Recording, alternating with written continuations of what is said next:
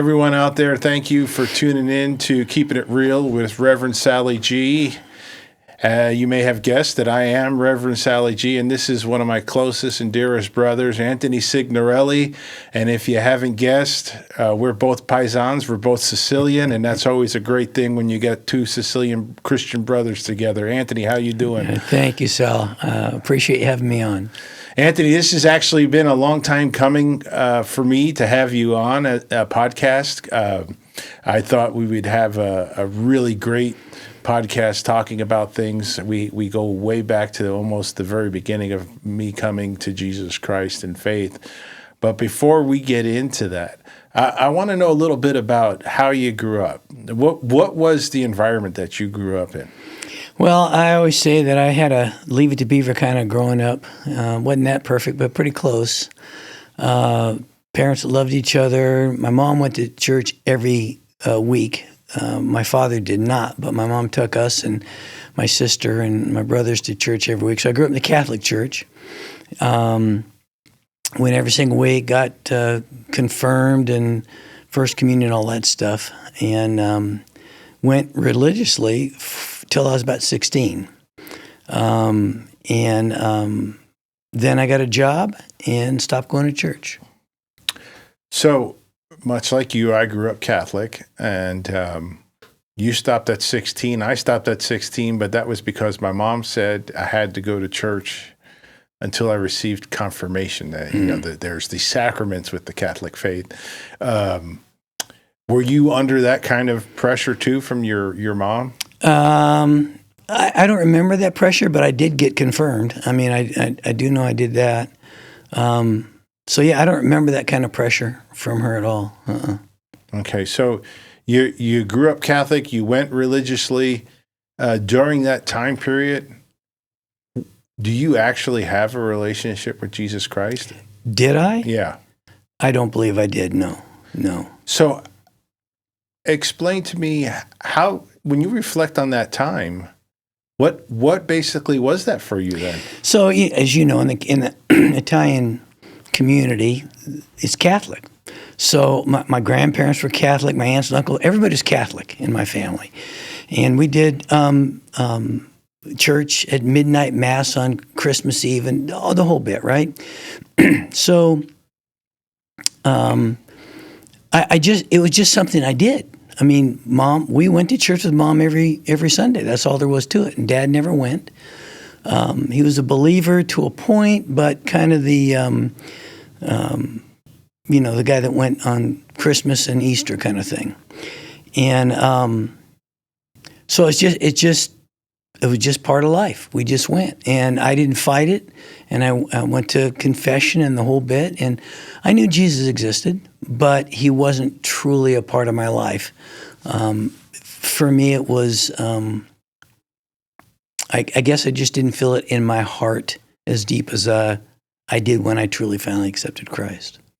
Okay, so I got another question regarding that past. How were the nuns in the Catholic organization that you were a part of? Okay, so I didn't get involved with the nuns a whole lot. It was usually some person in the church that was teaching the Sunday school class that I went to or things like that. But I don't remember anything positive or negative about the nuns, to be honest with you. Honestly, Anthony and I have had this conversation before a few times. Growing up in New York, Roman Catholic, I did experience a bit of the volatileness of nuns with the pulling of the hair, the twisting of the ears.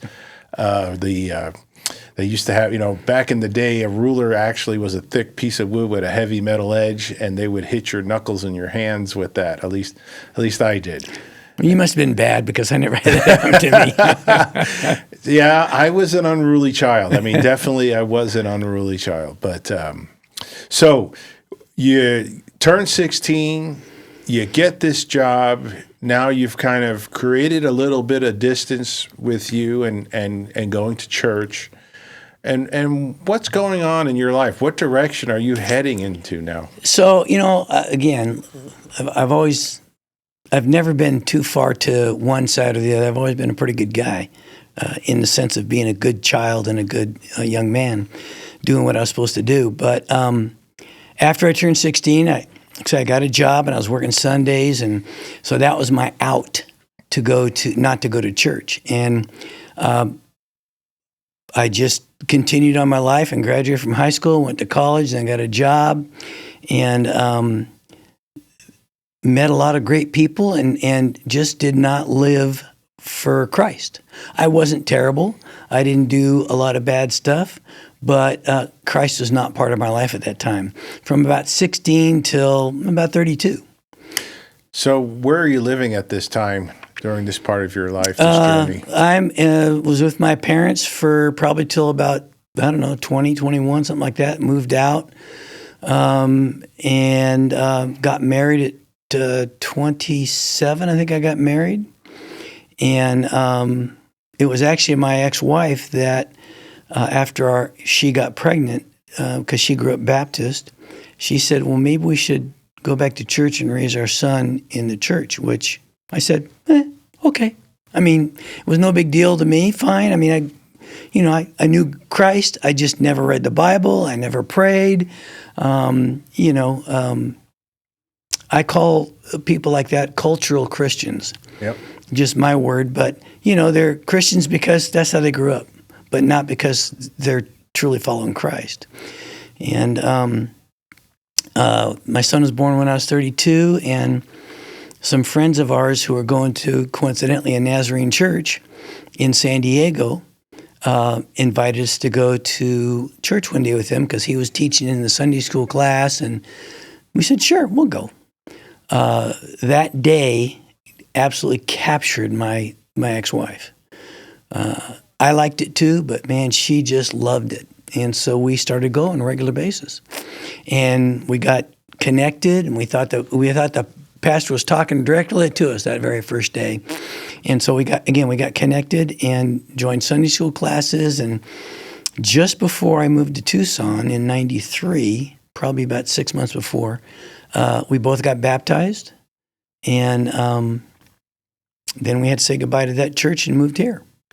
I still, although I was much closer to Christ, I still really didn't have him in my heart like I do today. And I can go on if you want me to keep telling you more of the story, but that was the beginning of my transition into really finding Christ. Well, that's pretty interesting. So upon the prompting of your wife, you start going to church. So that desire to be baptized, where do you think that came from then? Well, I was starting to grow in Christ by then. Okay. I mean, I remember vividly the very last time we went to church in San Diego before we moved here. They had an altar call, and I had already accepted Christ, but I went up to pray for our transition here because, who knows what's going to happen, right? And she didn't go. I just went by myself. So I felt close to Christ, but it's just different the way when I truly accepted him. I had fluctuations. I was growing. Let's put it that way. I was growing, but there was a difference from when I finally, in my words, and I'll tell you that story later, when I truly accepted him. Okay, so now when you moved to Tucson, was your firstborn already here, or you were waiting for him to be? No, he was 10 at the time. 10 at the time. I guess he was 9 at the time when we moved here. Yeah, and I worked at Raytheon here locally, and we had a decent life, good life, and about probably a year and a half later, we decided to get divorced, and that was the beginning of the worst year of my life. During that year, we got divorced. During that year, I had a business outside of Raytheon. I lost the business. And during that year, I lost my mother. She died of asbestos cancer. And I remember before my mom passed, I'd moved into a one-bedroom apartment, just trying to survive life in the process of getting divorced in a whole bit. And sitting on my bed in this one-bedroom apartment by myself one night, and I just For the first time in my life, I said the Lord's Prayer out loud and thought about what the words actually meant, because I'd never done that before. I just rattled it off, you know. And so our Father, He's my dad. He's my Father, who art in heaven. He lives in heaven. Hallowed be thy name. His name is hallowed. I mean, he's holy. Thy kingdom come, thy will be done. Ooh, thy will be done. It's not my will. It's his will. I locked into that. And went through the rest of it thinking about which each thing said, which each part of it meant. And I just locked into thy will be done. And I realized at that point in my life that, again, I was at my lowest. My mom hadn't died, but she was sick and we knew it. I knew that I had to start following Christ more. And I had to truly live his will for my life, not my will for my life. And to me, that's the day I truly, truly, truly accepted Christ in my heart. And from that point on, I began to truly grow in him and become more like him. Still doing that, but I'm a lot closer to it than I was back then. That was, 30 years ago. And again, that was the beginning of walking with Christ for me. Even though I'd known him my entire life, there's a difference when you truly put Christ in your heart. So how long ago was that moment when you... That was 1996. 1996, you had that divine revelation from the Lord. Yep. And it changed everything for you. It did. And I started paying more attention. I started reading a little bit. I started tithing a little bit, just a little. Because I knew I was supposed to do these things, but I just wasn't ready to... I hadn't matured enough to fully commit. I will tell you that I went to a Bible study at our church at the time, and the pastor, not the main pastor, but one of the pastors was leading this. It was about how to manage your finances. And I thought, I want to learn how to do that biblically. After about 2 or 3 weeks of going through this class, I realized it was really a class for people that were struggling with their finances, and I wasn't struggling at all. I had no bills, and I had money enough to support me and my son. My son lived with me after the divorce. And so I went up to the pastor and I said, I'm going to drop out of the class because this really isn't for me. I'm okay financially. And he said, well, do you tithe? And I said, well, a little bit. I said, I don't tithe enough. I'm trying to tithe a little bit more every year. When I get a raise, I add a little bit more into it. He said, you need to tithe. Just do it. So I left and I just did it. And you know what? I've never, ever, ever struggled for money since that day. Never. And matter of fact, God gave me a little sign about 3-4 months later.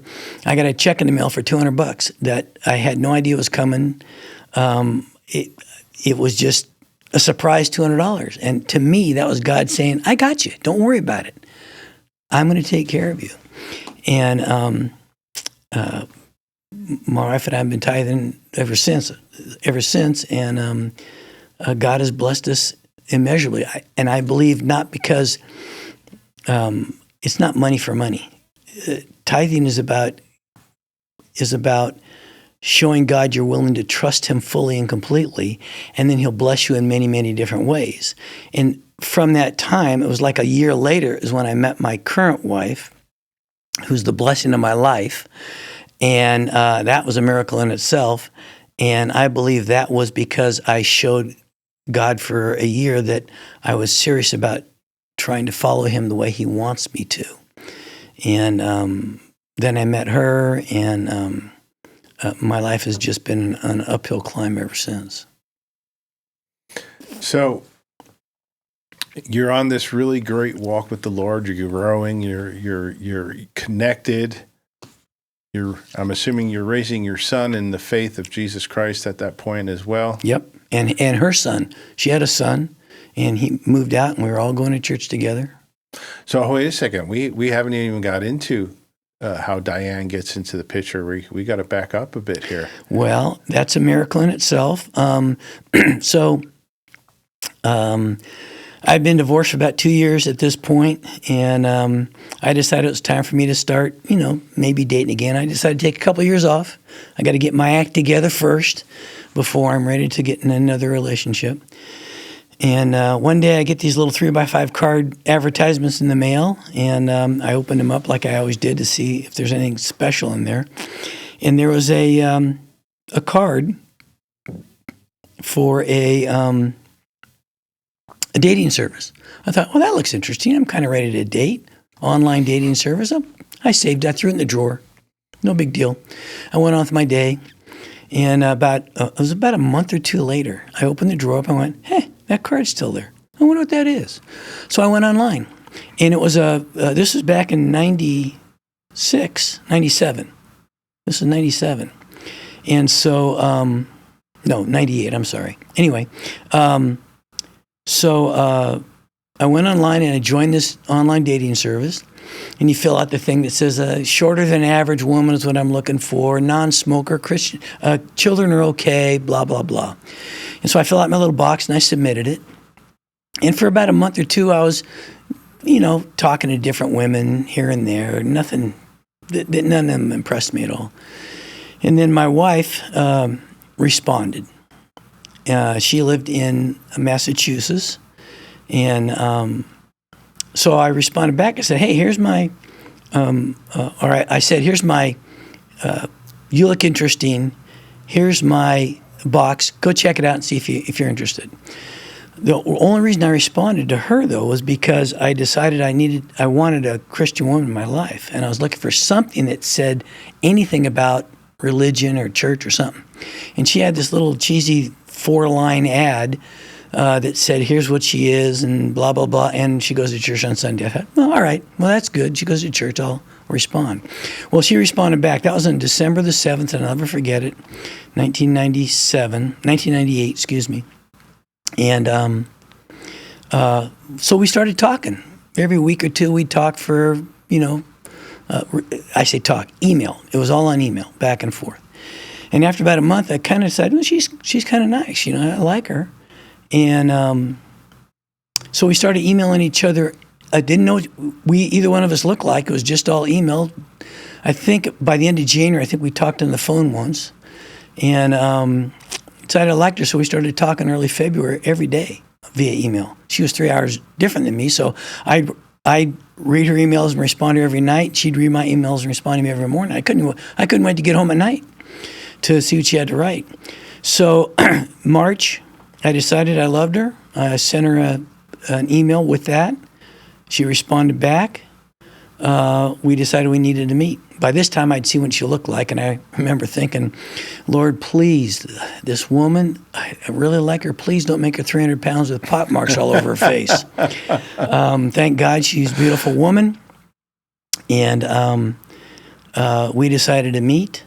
I told her, I said, look, I'm not flying out there to be friends. I'm flying out there to see if I want you as my wife. Because we were praying, by this time, we were praying every night, every morning, that this is the person God wants for us. Both of us were doing that.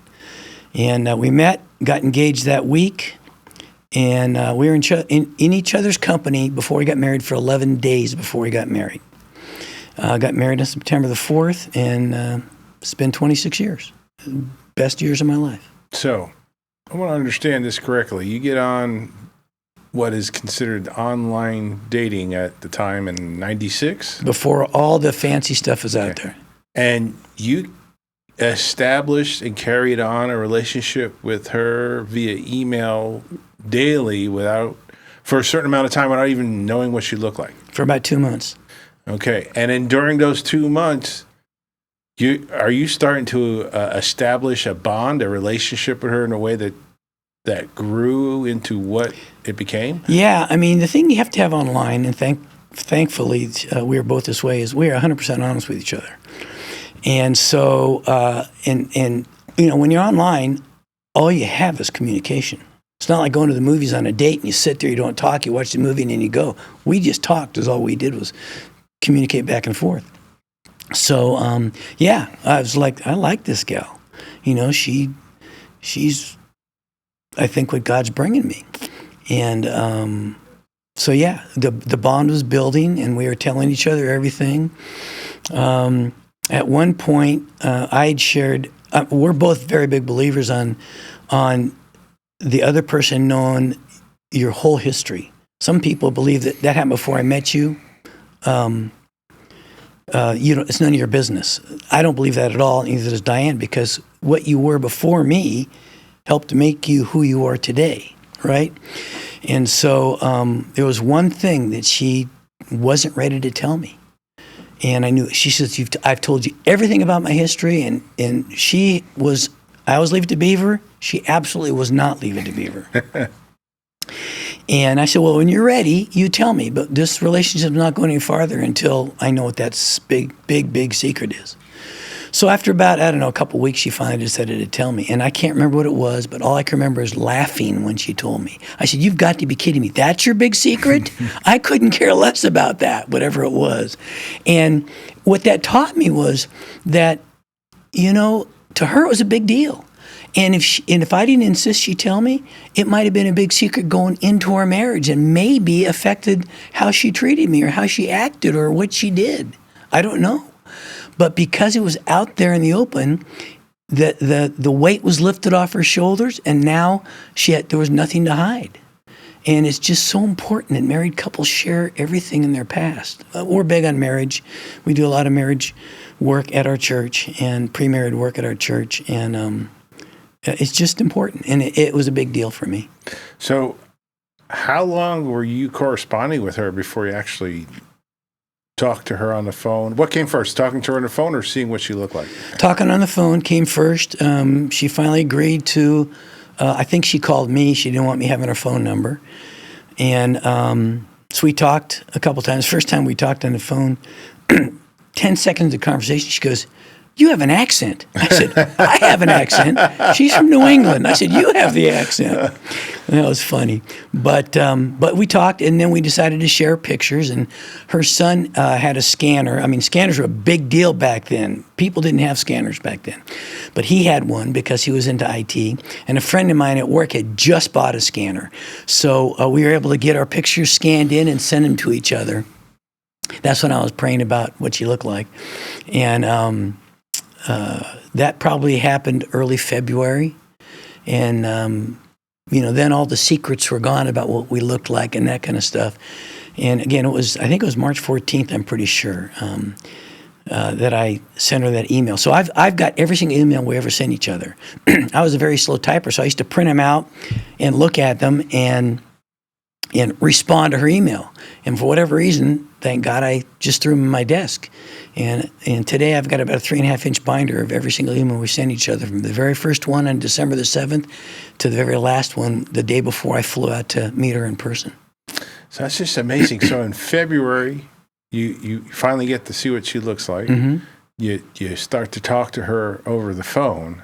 Mm-hmm. About once a week. And it's about a month later when you meet her in person and you get engaged. Well, it was end of May. End of May? End of May or end of June? End of May when I first met her. Okay. When I flew out there, yeah. So it was March when we decided we loved each other. Oh, okay. But I said I can't go any farther with my feelings, my emotions till I'm with you in person. I have to experience you in person before I can fully allow myself to love you. I love you as much as I can without being in your presence. But it was immediate. I met her on Monday. By Wednesday night, I wanted to ask her to marry me.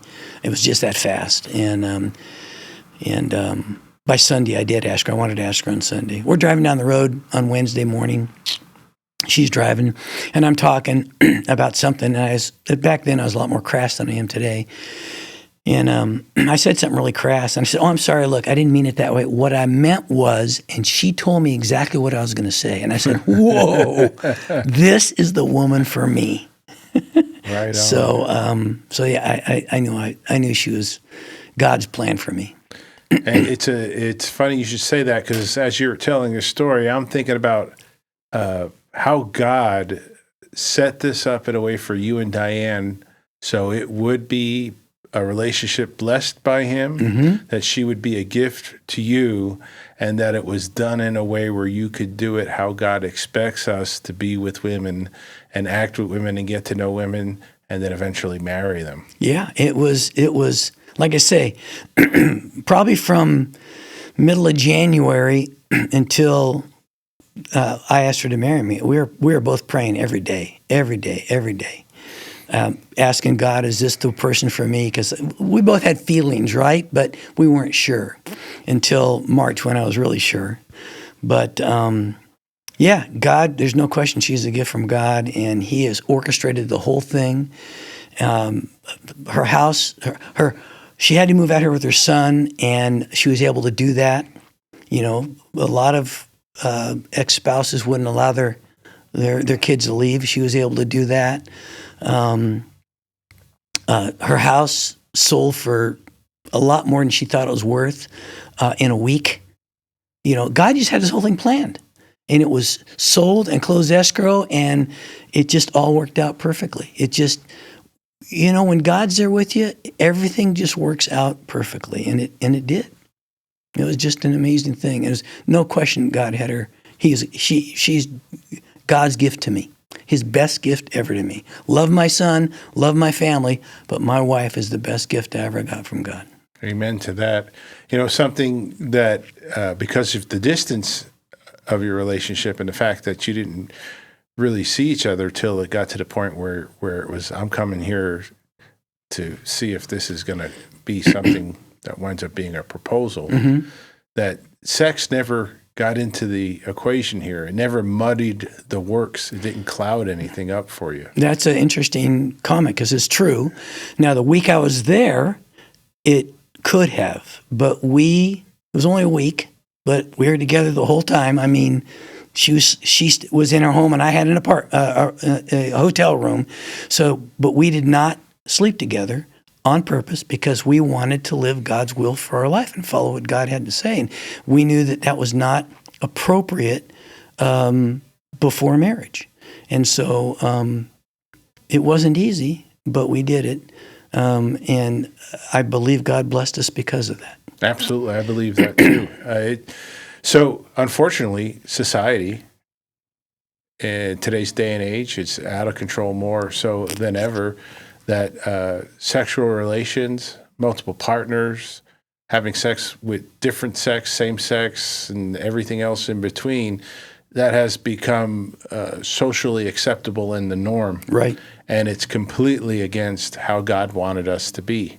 Absolutely. And what God will for us as men was to get to know women, be honest with women, walk with them in a way where we don't cross paths sexually, and not do that until we get to a point where we absolutely know who this person is, and they absolutely get to know who you are. And then you're either going to grow together or you're going to grow apart, and you're going to know this is the one or this isn't the one. Unfortunately, for as good as sex is and how it feels, and God designed us to have sex, you know, and he designed it in a way that is pleasurable and fun for us. He wants us to have sex, but he wants it in the covenant of marriage. Correct. Right? Yep. So it's so hard in today's day and age to get that through to people to understand that, because I don't know about you, because I know you do a lot with counseling and helping people with their marriages, but I'm dealing with guys that are in marriages that are upside down, or they're in a horrible situation because they had sex. That sex is a high. Eventually that high is going to wear off, and you might be so far down that road where you're now pregnant, married, have a kid. You don't even really, you weren't ever truly honest with the person. Right? And so do you find that to be the case with some of the people you're counseling and helping? Yeah, it definitely gets in the way, right? Because what happens is the relationship then becomes built on sex instead of on what it should be built on. You know, you ask somebody that doesn't know God, and, well, what do you like about him? Oh, he's a skier, he's handsome, he's an athlete, he makes a lot of money. All the stuff that's not important. You know, ask Kim the same thing. She's beautiful. You know what? I fell in love with my wife because of her heart, not because of the way she looked, but because of her heart. She's beautiful on the inside, is beautiful, more beautiful on the inside than she is on the outside. And that's what I very seldom hear people talk about, is who they are as a person, not what they like and what they do and how much money they make. And those things are all superficial and don't last, absolutely do not last. And so sex gets in the way of that, because sex becomes one of those things. Well, they're great in bed. Okay, good for them. But that's not what a relationship should be built on. And it was described to me a long time ago. I think it was the pastor in the church. Having sex before marriage is like taking two pieces of paper and putting glue on one of them and putting the two pieces of paper together. You can never, ever pull those apart the same way they went together. They are always going to be different. And that's what sex does to a relationship. It affects, even if it's just a one-night stand, it affects you personally, whether you know it or not. And it affects the relationship. That doesn't mean you can't get through it, to be honest, but a lot of people can't.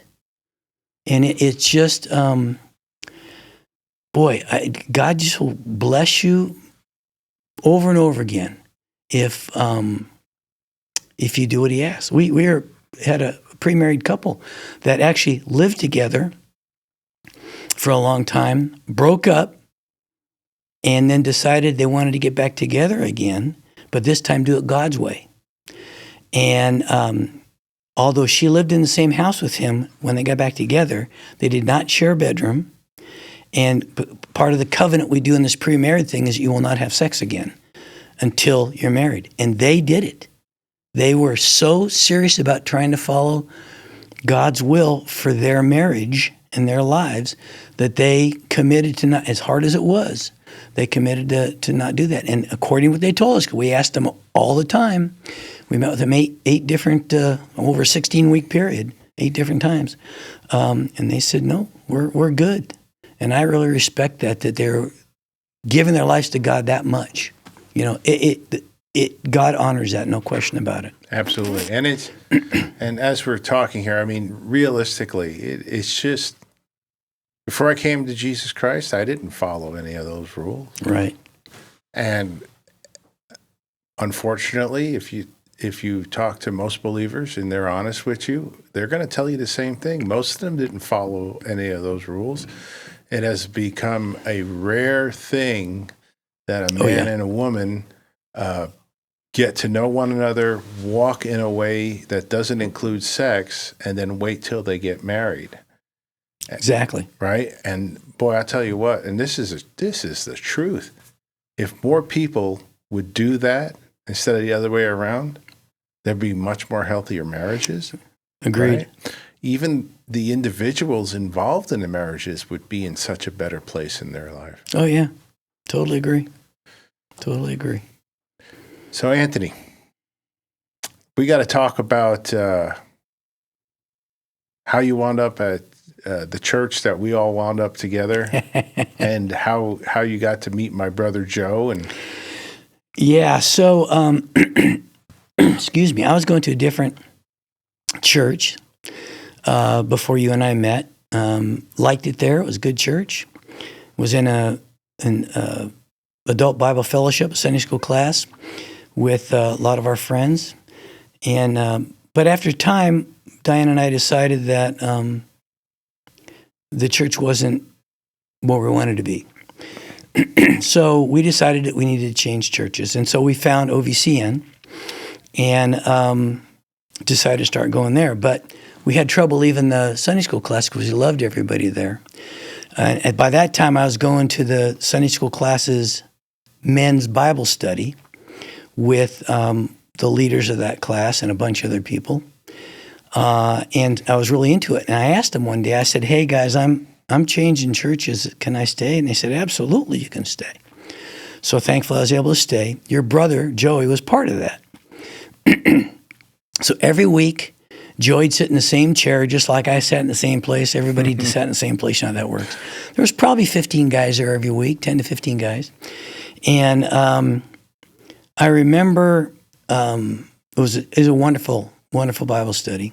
And I just remember Joey, because we always went around asking for prayer. Joey would always ask for prayer for his lost brother, Sal, his brother Sal. Okay. So we'd all pray for Sal, and pretty much every week he'd ask for a prayer because he's trying to get Sal to come to church, but he never would, and blah, blah, blah. So this went on for quite a while. Joey's a great guy. Loved him. To see him on the street, got to tell you, I would have never thought he was a Christian. Long hair, long ponytail halfway down his back.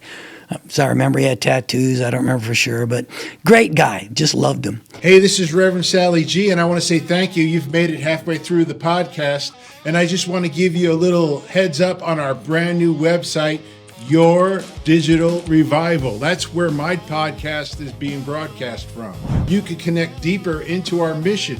Here's what you can find there. You can find our latest updates, drops. You can find streams on online radio and our podcasts, additional media content. And you can always share your story with us. You can contact us and reach out. As a matter of fact, I want you to reach out to me. Reach out to Reverend Sal G. Let's have a conversation. And maybe you'll be the next one I feature in a podcast. And now, back to the show.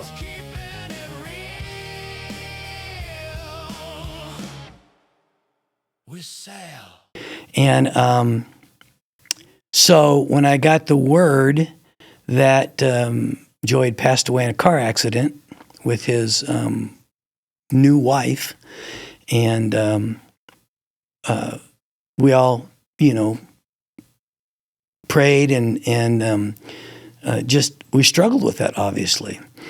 But all of a sudden one day, I don't know, was it 2 weeks later, 3 weeks later, whatever it was, his brother Sal shows up. And I'll never forget you walking in and meeting everybody, and for the first time, and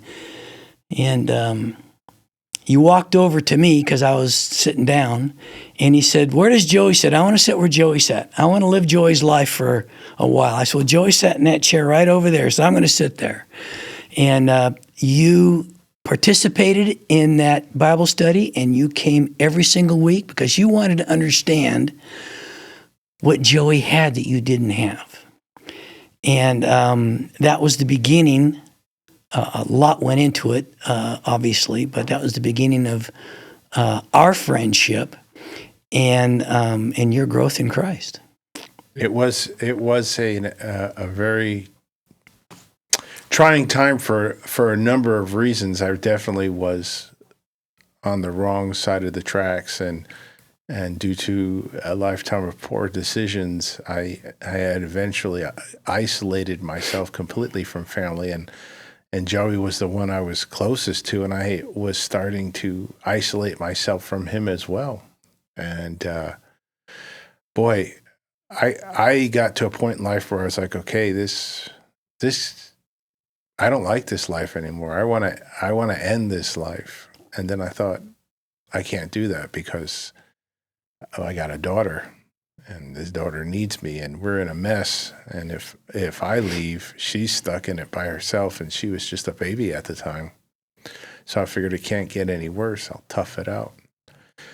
And then I don't even think it was 2 months later is when he and Marty, my brother Joe, they died in that accident along with 5 other people. 7 people died in that accident. And boy, you want to talk about a world coming apart. And I was so far away from the church, and all we know is that Joey went to the church that I met you at, and we're this broken family. My mom and dad are not together. It's a contentious relationship when they were together, and we're all coming into this no excuses Bible study because you guys took over and organized the service and took care of everything for us. And we didn't even know you at all, but right. you loved on us in such a way that none of us, my mom, myself, my dad, we never experienced anything like that. And there was no questions asked. You just saw these broken people. You took them in, you loved on them, and you took care of everything. And that was an an amazing blessing.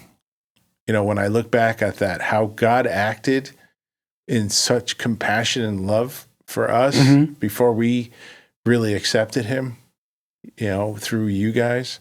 I mean, you're still in my life. That's 11 years ago. You're one of the longest, actually, if not now, the longest faith-based brother and friend that I have that continually walks with me. It's just amazing how God has done that allowed that to happen. And it all was predicated on a moment after Joey passed where my sisters and the aunts asked if I wanted to go to the church that Joe went to, sit where Joe sat. And when I sat there, very much like you, that pastor felt like that pastor was speaking directly to me. And like the minute the music hit, I started crying because everything that my brother was trying to tell me, it's like, oh my goodness, I'm finally getting it. Yeah. I'm finally understanding. And that just lit a fire in me in such a way that I wanted to live that day in his life. I wanted to experience all of what he was trying to tell me through him, because I was also struggling with his loss in a way where I didn't want to go any further into the future. I felt that as each day passed, I was creating more and more distance from him, and that I didn't want that. And you guys just loved on me, and man, I'm ever so thankful for that. Well, when you caught fire, you grew incredibly fast, and it was a sight to watch. It really was. I just loved watching it, and even after you were, I've told this story before, but even after you were well on your way, and you and Ellen, I think, were engaged at the time. I remember one night after Bible, so you took over the Bible study because Mark had to back out. So you said, I don't want this to end. So you took it over and started being at your house. And I remember one day being there, and we were talking about your relationship with Ellen and how you weren't going to ever, you were the boss and it was going to be your way no matter what, and blah, blah, blah, blah. And me and David were talking, and I just remember David and I laughing at you. Yeah, right, okay. You got a little more growing to do, but it'll change. Don't worry about it. Yes, you're the leader, but you're not going to treat her, like you're talking. And you don't, obviously, because you grew more, and she's a strong woman and loves the Lord too. So when you have that relationship where you're both equally yoked, it does change everything. Yeah, I part of what the Lord put on my heart was that if I was true to myself, being true to Him. So there was two things going on there, that everything I ever wanted in life was going to happen. And this isn't about cars and money and anything about that. This was about absolute peace through salvation, experiencing a love like I had never had before, a comfort that I've never had before, to live in the light, to be disciplined, humbled, obedient, to live for God because I no longer live for myself, that I had to be true. And I didn't know really how to be true in a way that was how God expects you to be. So it was harsh and it was abrasive, because the last thing I wanted was to ever fall back to what God lifted me out of. Oh boy. It was kind of like if your dad caught you smoking a cigar and he put you in a closet and you had to smoke the whole box before you could come out. Yeah. It was that kind of thing. I never wanted that taste in my mouth ever again. And so, unfortunately, I was rough on Ellen in the beginning, and we were dating pretty seriously, and it got to a point where I would tell her, if you don't like it, don't let the door hit you on the rear end on the way out. And I remember one night she was in tears because she was invested in us and invested in this relationship, and she's like, I can't go on any further. If you could end this and throw me out on a whim, on the blink of an eye, in the blink of an eye, and that hit me hard. That really hit me hard, and I was kind of caught off guard with that, thinking, yes, this isn't right. I'm not doing this, and I can't hurt her in that way. And it wasn't much more, I don't know, it wasn't much longer after that than the Lord put in my mind. He spoke to me in a way where he put the thought in my head, Ellen is a gift that I have given you. Now, what are you going to do to honor me and honor the gift that I gave you? And mind you, I'm terrified with the truth of what the answer was. The answer was I had to marry her. But I had been married twice previously, Right. But they were secular marriages. They were based on poor choices, living life the wrong way. And I got to own that and take responsibility for those poor choices. So now here I am, God saying, marry this woman. It's going to be marriage number 3. And I was petrified.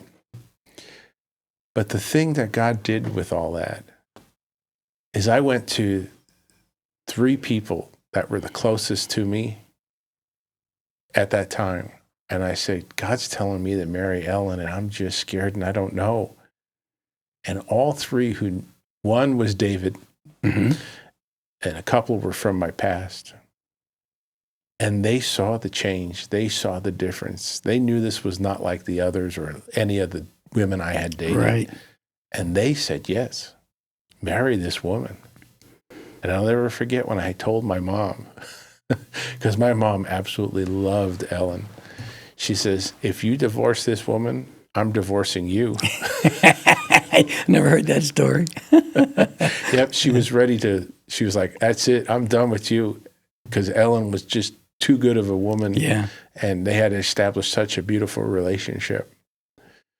Yeah. And so I married Ellen, and this year was 7 years 7 of marriage.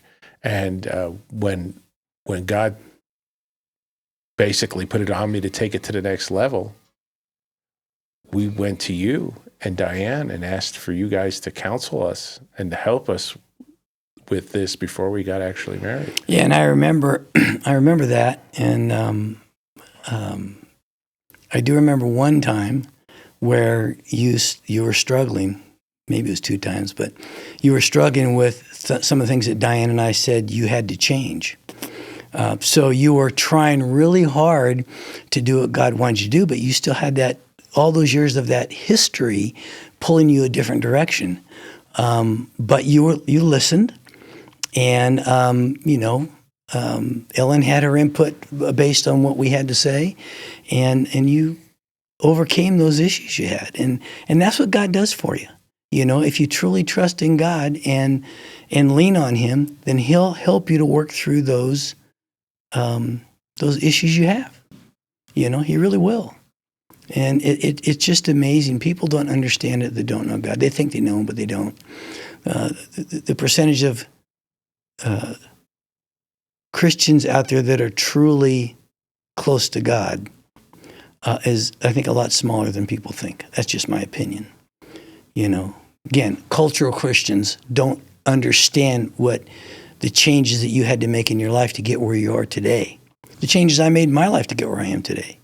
We all have our changes. I remember you telling a story. You used to go hunting with your friends, and the first couple of years you came back and told us all about it and how you cussed with them and blah blah blah. And then I don't know if it was the second, third, or fourth year, all of a sudden you said, I don't do that anymore. And like the 5th or 6th year, I don't see those guys anymore.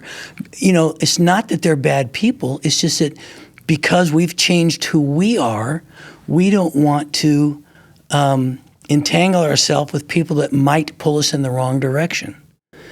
We are supposed to hang around people that need us, people that don't know God, but some people have more influence over you because of your history than they might continue to pull you down that rat hole instead of allowing you to stay on top.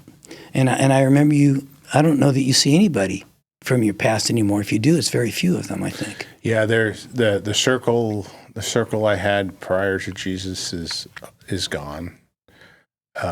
There is some casual online kind of back and forth with a couple, but I don't spend any time with anybody.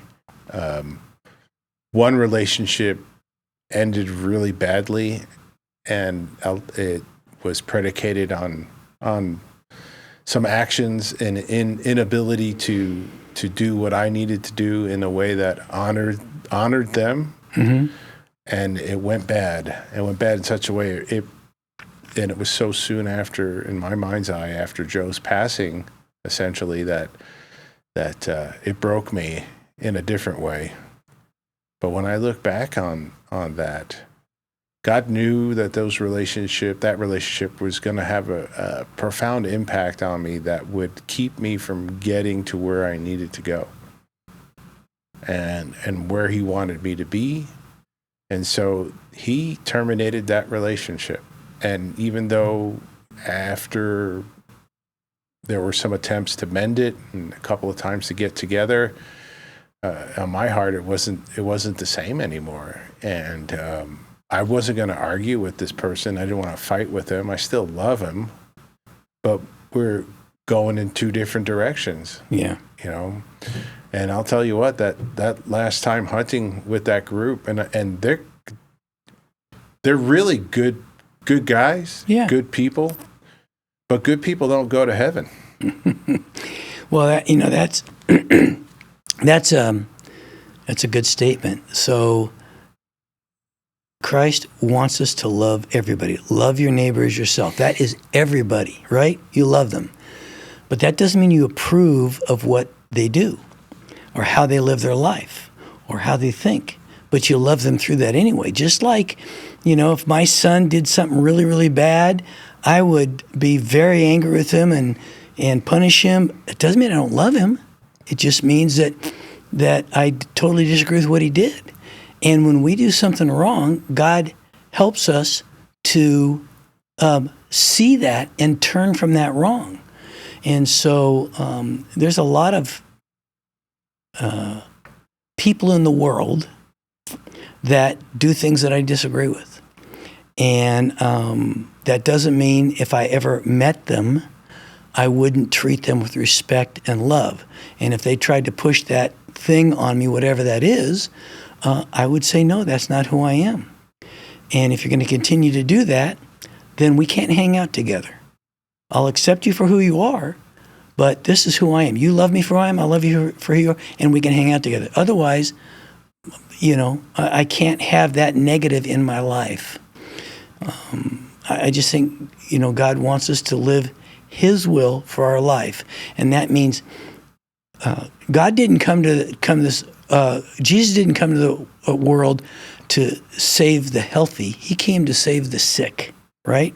And so we're supposed to hang around with the sick, if you will, people that don't know Christ, but we can't let them draw us into their world. And if that starts to happen, we need to recognize that and pull away. That person or those people, for whatever reason, I don't have the strength to deal with that, so I need to pull away from that and focus on God again.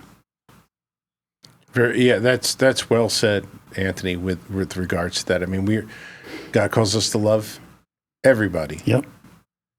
But most people don't understand the true context of that when you walk a believer's life, a faith in Jesus Christ, surrendering to Jesus Christ. Yeah, we're supposed to love everyone, and we're supposed to help people in need, and we're supposed to go out into the world and spread the good news and tell people about Jesus Christ. But there's also situations where God tells us, okay, this is a dead end. Right. So you need to wipe the dust off your feet, as Scripture says, and go in a different direction. But God doesn't say you shun them, you forget about them forever.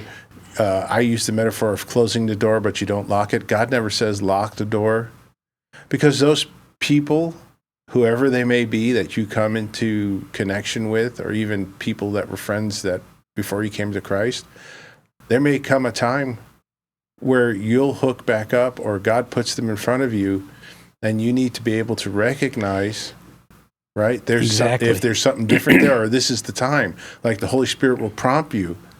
But if you hold a grudge, or you're like, lock the door, then you're not doing the will of God. So yeah, we're supposed to love on everyone. We're supposed to help people when we can, but he also doesn't want us to be subjected to abuse. He doesn't want us to be around people who will have a negative influence on us. But if those people, when we know that those certain people do those things, we keep our distance. But there's always that opportunity that if something changes in their life or if God puts something on your heart, you can still engage. Exactly. Right. Right? And to me, that's what loving your neighbor is all about, being available when God calls you to be available. I'll tell you what, it was 2 weeks ago, where I was filling in at the ranch, our OVCN satellite campus, and I was addressing the congregation, and I just locked eyes on you, and you were smiling, and I was like, oh, I can't look at Anthony anymore. I'm going to lose my train of thought. I'm going to get all nervous, and I'm going to, the people listening are just going to be like, what's going on up there?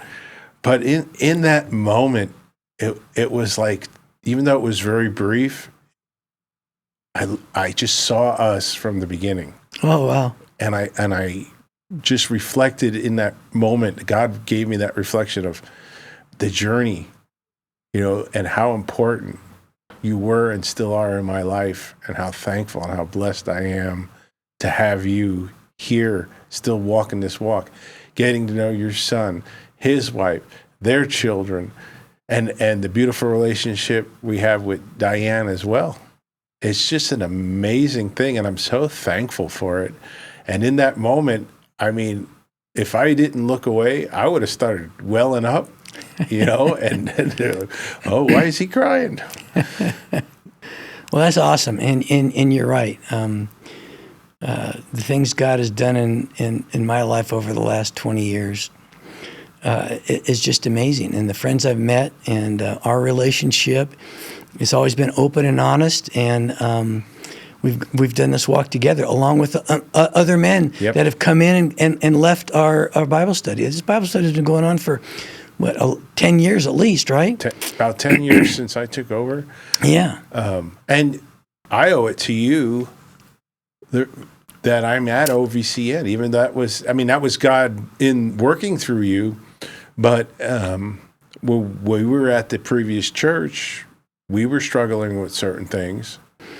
And Ellen and I knew it was time to find a new home. And she's a preacher's kid. And she told me, we got a church shop and we got to look at least 5 places. And the only suggestion I had was OVCN, because you were still coming to the men's group. And you were telling us about, the pastor was amazing sermon, amazing message.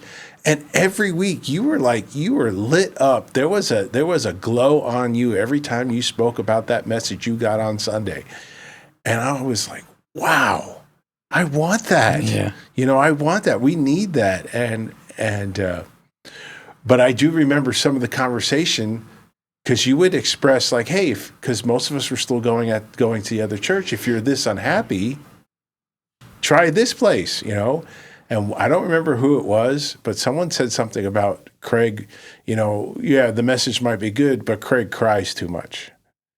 And I didn't know who Craig was at the time. Right. So all I had when I had to have a conversation with Ellen about what churches we're going to go visit was, I want to go to OVCN. I know the sermons are amazing because Anthony said so, and apparently the head pastor cries a lot, and that was it. That's all we had. And it was the first church we went to, and she told me specifically not to fall in love with the first church. But boy, I'll tell you, the moment my feet hit that parking lot, the Holy Spirit consumed me in a way that was different, almost like leading me. And as those steps got closer to the sidewalk, and as we were greeted, as we went into the entryway and sat down in the sanctuary, and Craig preached just an amazing sermon. And unfortunately, by this time, it had been almost a year since I received a message like that from the pulpit, that I knew this was the place. Yeah. The thing about Craig crying, that's who he is. He's just a passionate person. He cares. And to me, I love it because, not the sense that he cries, but that he is out there. And I tell people all the time, the man you see up on the pulpit is the man you'll meet at lunch or breakfast someday. That's just who he is, and it's wonderful. And talking about you going to church that first time. I remember when you went, and I remember after the service telling you, now you really shouldn't make a decision just after this one because you just need to check out a couple more churches just in case, even though I wanted you to come there, right? You said, no, I'm done. We're staying here. I'll never forget that. I said, okay, good. But yeah, because we checked out 4 or 5 churches, and I wanted you to, check out a few too, but you were done. And it was all God's plan because, boy, did my walk and my call change. Oh, man. And it just pivoted in such a way that I didn't know that this was what was going to happen. I didn't have a desire to be a pastor. What I knew the day after God came to me and spoke to me, and I accepted and surrendered, I knew salvation was real, God was real, all of this was real, and the world needs to know, but I had no way to share that. I couldn't articulate that, right? And if you would have told me then, or even, let's just say 11 and a half years from now, years ago, before I accepted Jesus, one day you're going to be a pastor. You would have laughed. I would have told them where to go. Yeah, back then I guess you would have, right? Oh, absolutely. But boy, it's amazing how when I look back, even before I accepted Jesus, and this is something people don't realize too, he loves us so much that he's there for us even when we don't even realize it, even before we accept his son. Because he saved me so many times. I should have been dead at least 5 times over. I made so many bad choices in life.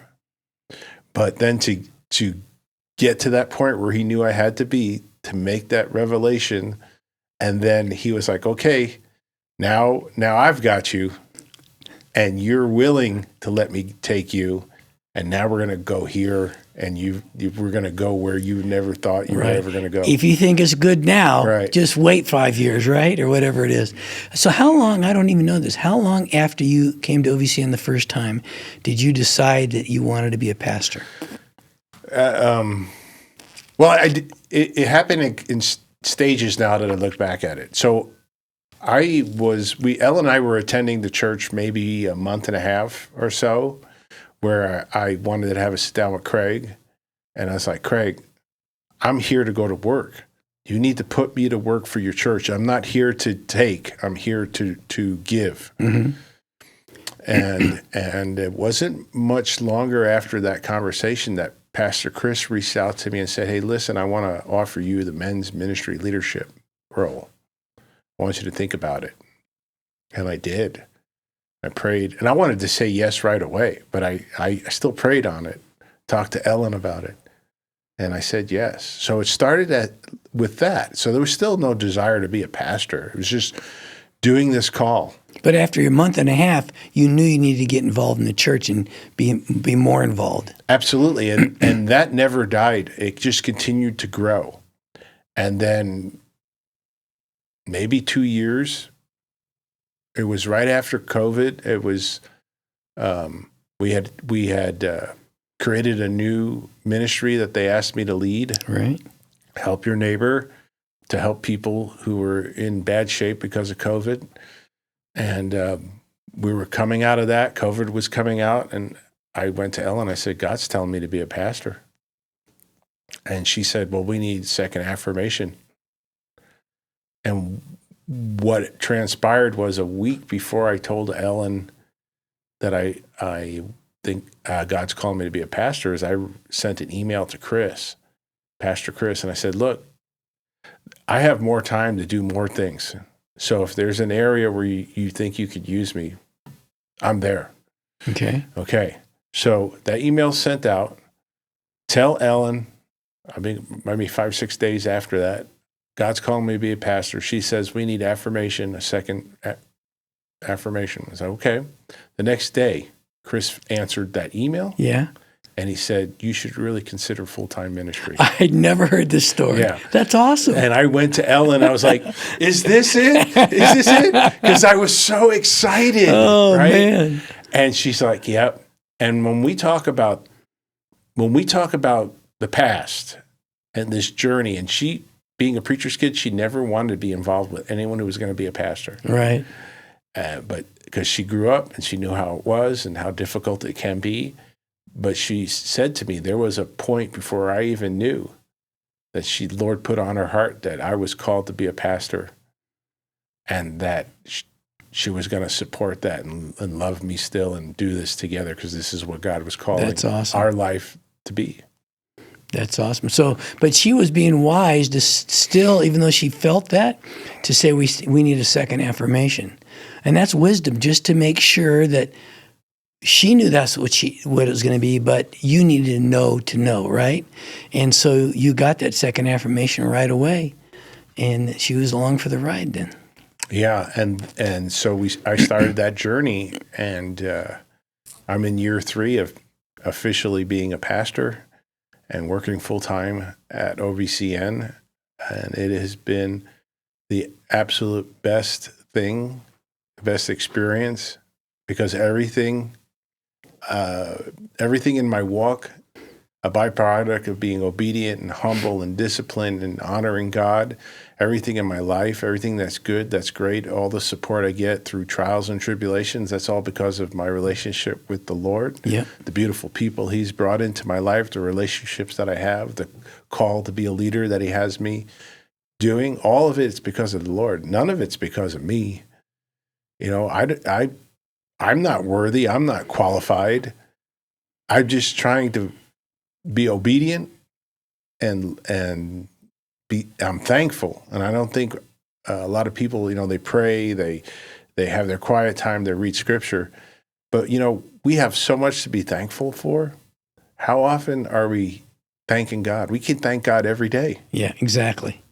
Right? Exactly. That's actually how Diane and I start our prayers every morning. Thank you for this day and for the blessings you've given us and all that.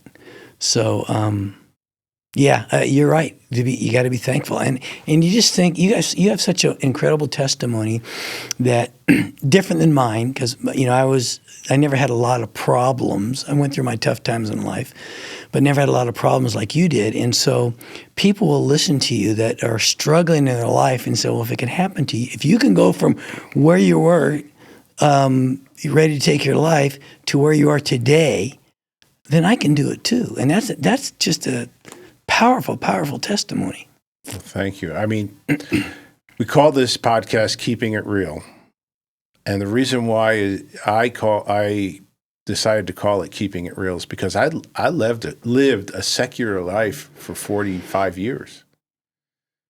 And I lived a hard life. I lived the bad choices and getting sucked down the holes that most people get sucked down in. Mm-hmm. And I can talk to someone and I can relate with some of them in a way that someone who grew up a believer their whole life can't relate. And God intentionally used that. He knew that this was going to play out this way. And so now I can talk and relate to people in a way that maybe someone else can't, because I'm not going to be able to relate to everybody. Right.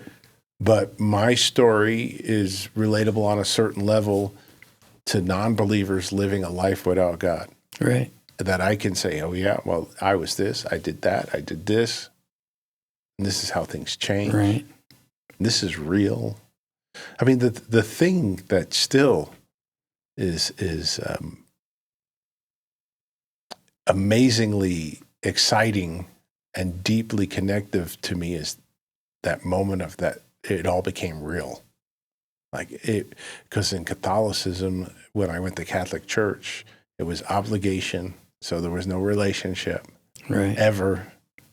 And then accept Jesus, have this relationship, and it's so real and so transformationally different, and that you're someone new, and who you were no longer defines you. just the game changer. I wish it for everybody. Yeah, it really is. Really is. And we all have our own story, right? My story isn't like yours, but, you know, Diane and I are into marriage because we both had bad marriages the first time.